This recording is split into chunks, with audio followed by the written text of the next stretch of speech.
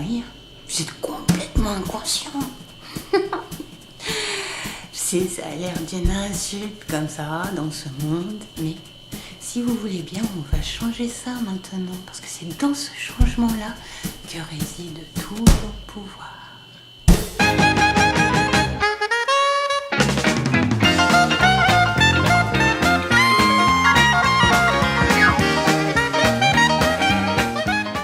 Hey les amis, c'est Popette, votre artiste passeur préféré, et le seul et l'unique pour le moment. Toutes ces vidéos, on va les faire en deux parties. Je vais les faire en deux parties.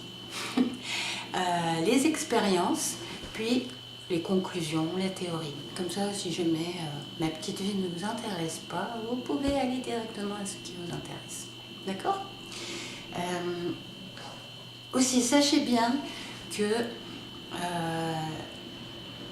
tout ce qui concerne votre inconscient,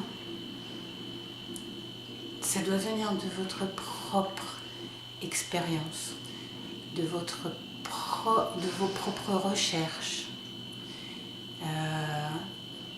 Je n'aurai jamais l'audace de vous dire c'est comme ça et pas autrement. Et dans cette vidéo-là, vous allez vraiment comprendre pourquoi. Mais c'est quelque chose, l'exploration de l'inconscient de nos jours,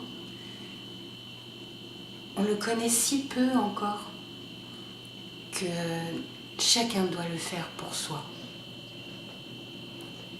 tout au long de sa vie, quand il le veut, s'il le veut. On est d'accord ? Ça vous va ? Zou ! Cette fois-là, je vais vous parler de deux expériences. 10 expériences. Pour la première, il faut déjà savoir que j'ai grandi dans un monde athée, en Yougoslavie, et je n'ai jamais été baptisée dans quelque religion que ce soit. Mais ce que je sais maintenant être mon intuition, c'est-à-dire moi j'avais tout le temps des idées comme ça, je ne savais pas trop où ça allait me mener, mais j'y allais quand même. Et même quand ça me flippait, même quand je ne savais pas du tout où je mettais les pieds, voilà, je suivais mes intuitions. Je sais à présent que c'était des intuitions. Et elles me menaient toujours vers des rencontres de gens qui étaient dans des spiritualités différentes. Donc je vous laisse un petit peu imaginer comment une athée peut réagir à quelqu'un comme François, énergéticien, qui vous raconte comme ça qu'il a vu l'archange Michael qui faisait 4 mètres de haut et qu'il lui a mis les mains comme ça sur la poitrine, il a appuyé, puis qu'il lui a fait...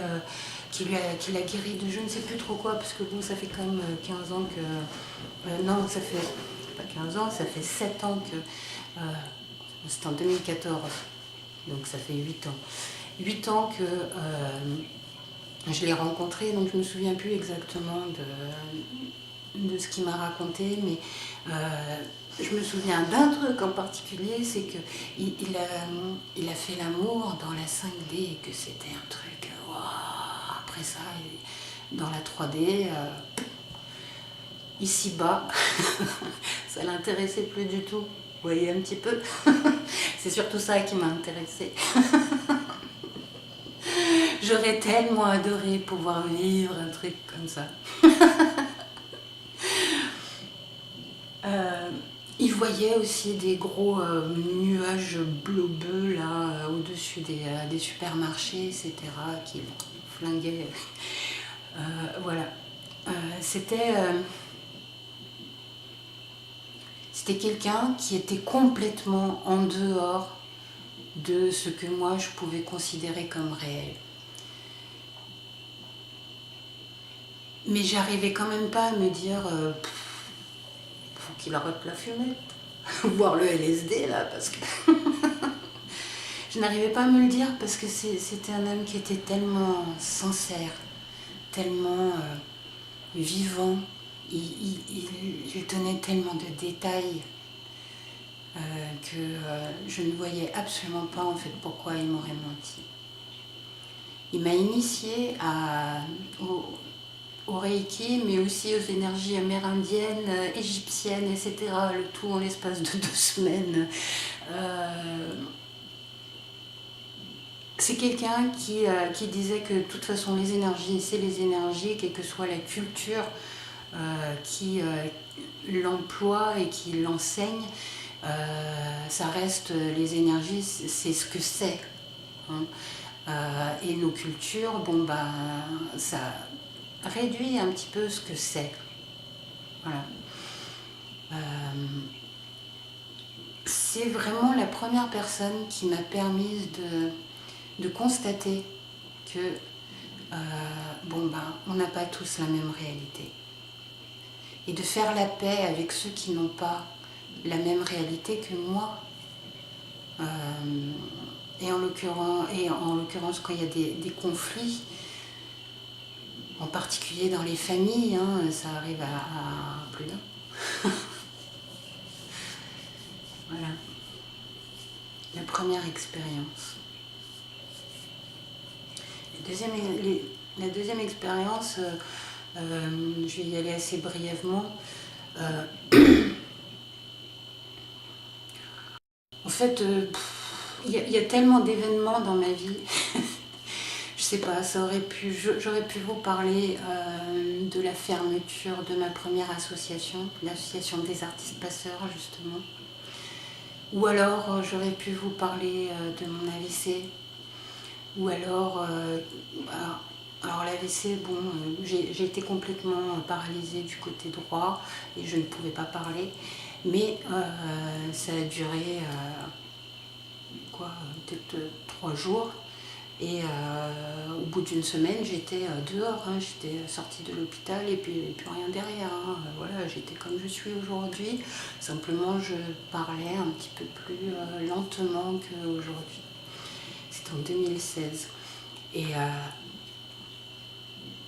j'aurais pu aussi vous parler des 2 moments où je me suis retrouvée SDF, par exemple.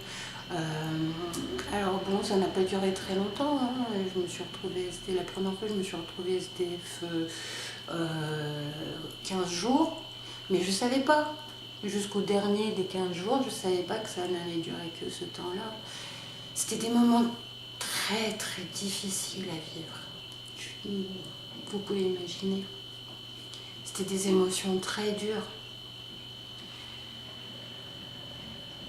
Mais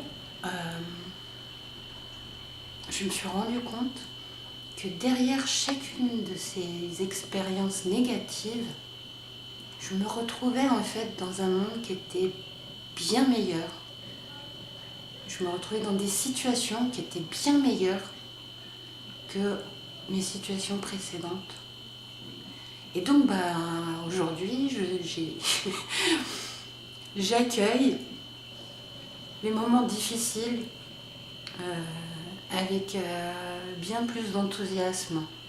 Même si les émotions difficiles sont là, je sais qu'un jour ou l'autre, tout le puzzle va se mettre en place et que je serai dans un monde meilleur, où je m'aimerai un petit peu plus, j'arriverai un petit peu plus à suivre mes envies.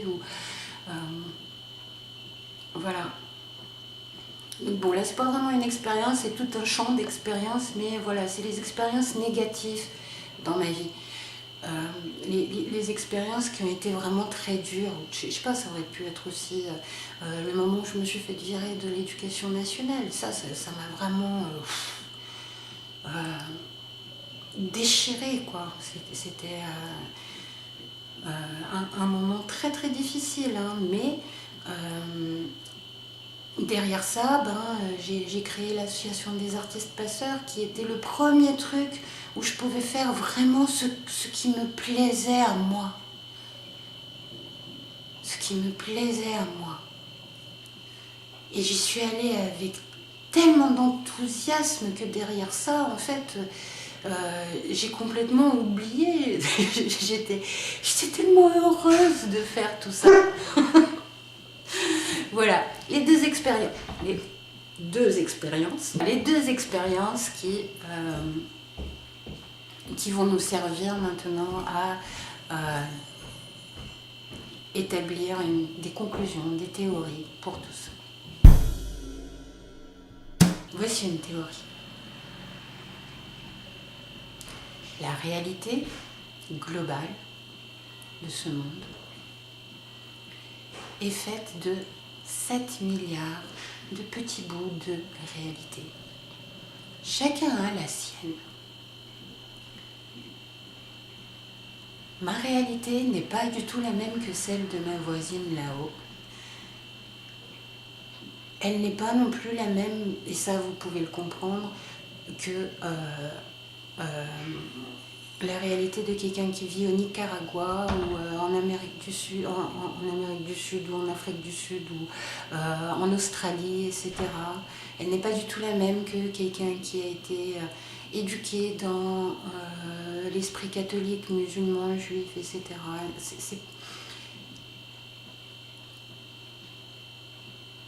Ma réalité est unique. C'est comme une mosaïque de réalité. La réalité globale est une mosaïque de la réalité de chacun.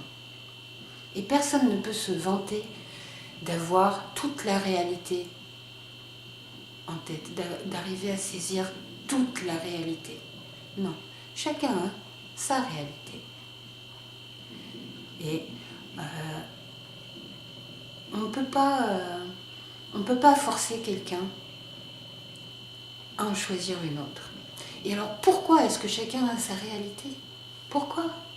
Qu'est-ce qui fait que on ne voit pas tous les mêmes choses? Une table est une table, une porte est une porte. Comment ça se fait qu'on ne voit pas tous la réalité de la même manière? Eh bien, c'est du fait que, voilà, scientifiquement, les neurosciences, elles ont bien avancé depuis que Bush a mis des milliards sur les recherches. Les neurosciences ont énormément avancé. Et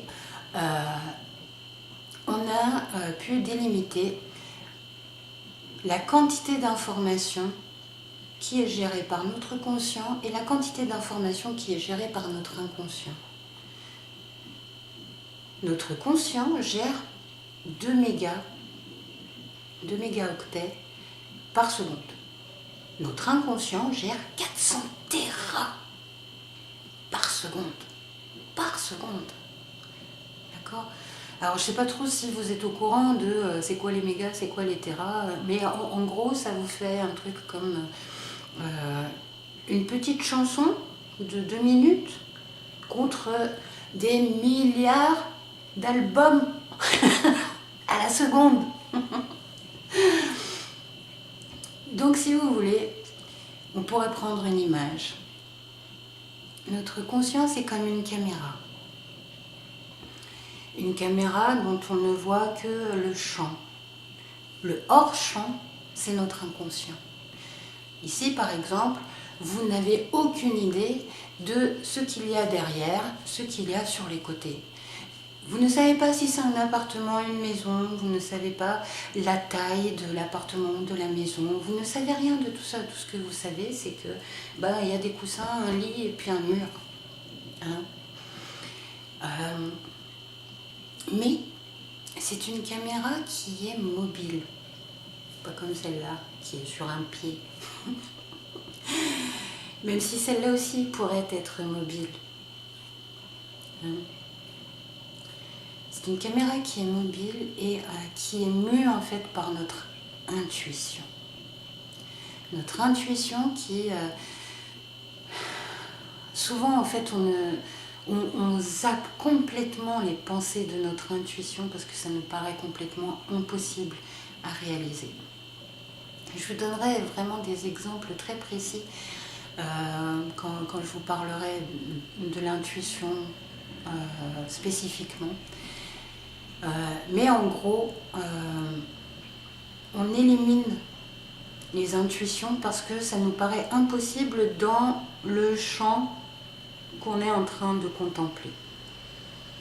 D'accord? Mais quand c'est important, quand c'est vital, quand c'est quelque chose qui doit absolument nous mener à notre bien-être,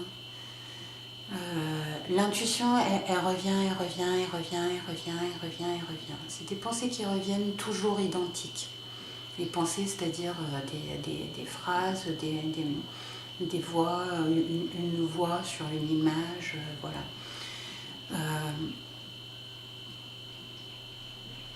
Elles reviennent toujours identiques. Si on ne les écoute pas, l'inconscient peut essayer de venir à travers les rêves. Si on ne les écoute toujours pas, eh ben, il nous crée des conflits avec des gens qu'on ne connaît ni d'Ève ni d'Adam.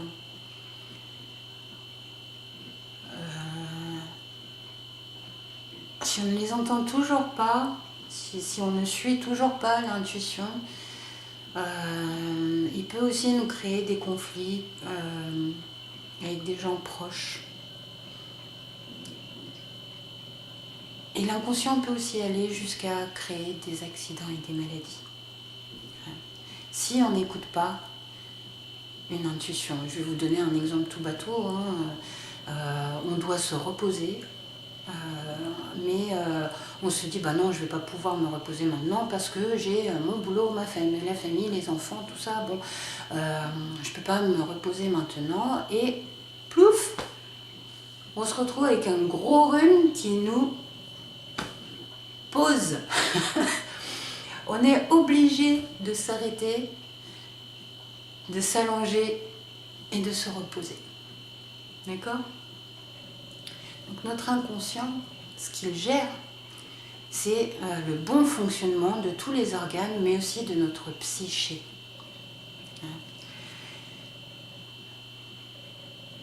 Notre bien-être psychique.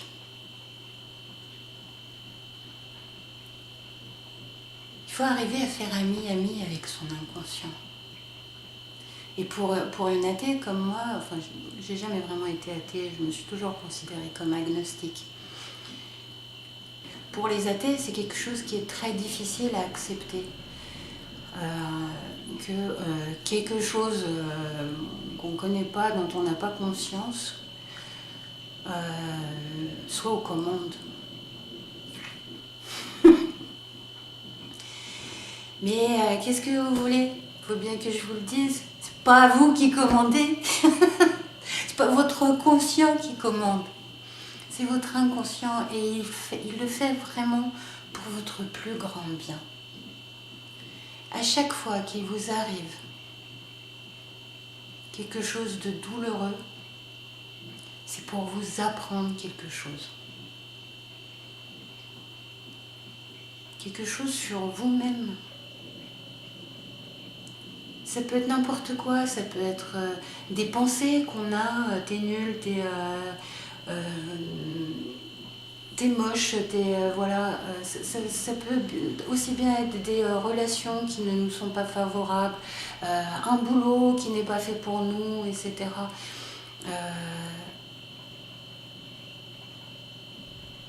L'inconscient nous guide toujours vers quelque chose où on pourra en fait être dans notre fonctionnement optimal. D'accord ? Et le bonheur, c'est quoi ? C'est juste ça, la normale. Hein. Le bonheur, c'est la normale. C'est pas un truc à chercher dans tous les sens. C'est juste la normale. C'est notre fonctionnement optimal. Et ben voilà, il faut arriver à faire ami avec un inconscient qui est capable de nous traîner par les pieds avec la tête qui rebondit sur le caillou là, jusqu'à ce qu'on l'écoute.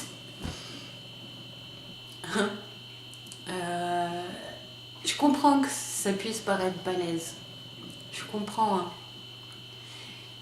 Pour moi-même, c'est quelque chose qui reste encore assez difficile. Mais voilà.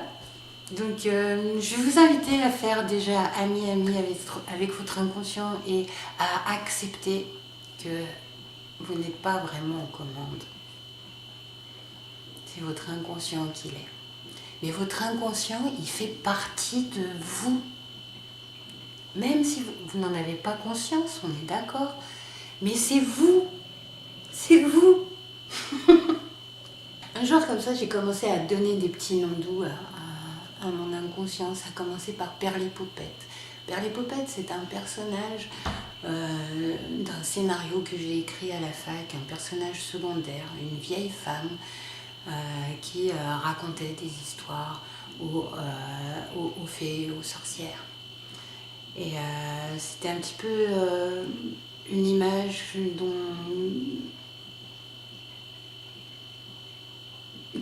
que c'était quelqu'un que j'avais envie d'être ou de devenir.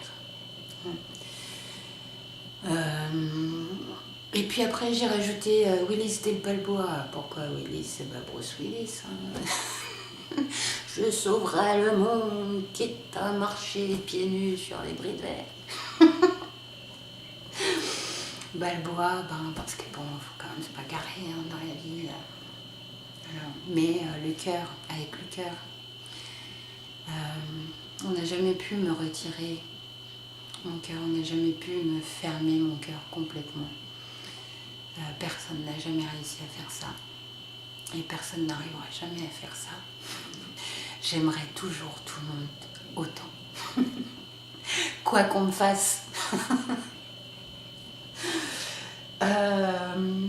Et puis j'ai rajouté Jane il y a quelques années parce que d'un coup je me suis mise à entendre des voix et c'était juste à côté de la tour où Jeanne a été retenue et j'ai entendu des voix qui disaient ma petite Jeanne en pleurant et ça m'a donné une de ces émotions mais tellement